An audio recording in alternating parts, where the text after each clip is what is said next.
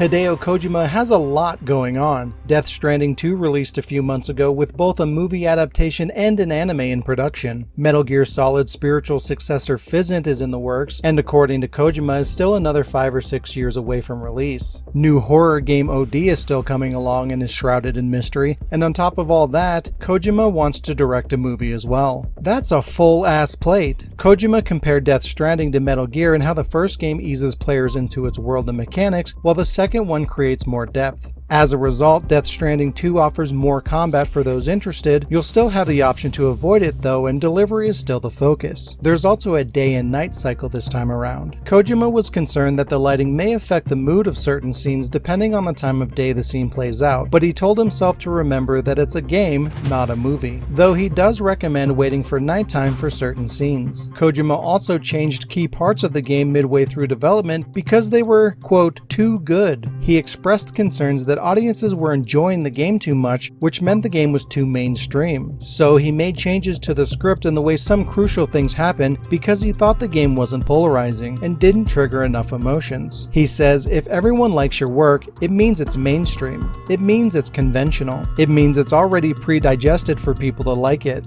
I don't want that. I want people to end up liking things they didn't like when they first encountered it, because that's where you really end up loving something. This is why Kojima makes games that stand out. This is the opposite way a business would approach things, which is what you get from most studios these days. Restricted, bland content that everyone will like and no one will love. Sam Barlow, director of Her Story and Immortality, solidifies this saying, I once had a publisher tell me that it's very important that a game has a 90+ Metacritic score. That's how we judge success. The way you get a 90+ Metacritic score is not by making the best game, you just have to make something that doesn't upset anybody. The way this works, as an example, the way a Ubisoft game works is, we're going to have tons of stuff in it, so there's something for everyone, and none of these individual mechanics or pieces need to be the best. We just need to make sure that none of them offend someone, that there's not any design decisions made that are going to piss someone off or surprise people or be confusing to people. It's no wonder so many modern games are so forgettable or just bad. When you approach something like this, there's no way you're going to make something that stands out. And that's the way it is by design, which is not great. Anyway, back to Kojima. In a recent interview, he admitted to not being stealthy in his games, rather taking the more action-focused approach. He also mentioned that when playing Death Stranding, he didn't contribute to building any of the highways, he just uses what others made. No stealth, no interconnected bridges. It sounds like he doesn't use the systems he designs, which is interesting. But yeah, Kojima is working on a lot right now, so if you're a fan of what he does, there'll be no shortage of Kojima content, even if he dies. Yeah, he's got a backup plan for that too. It looks like there's a bright future for fans of Kojima Productions.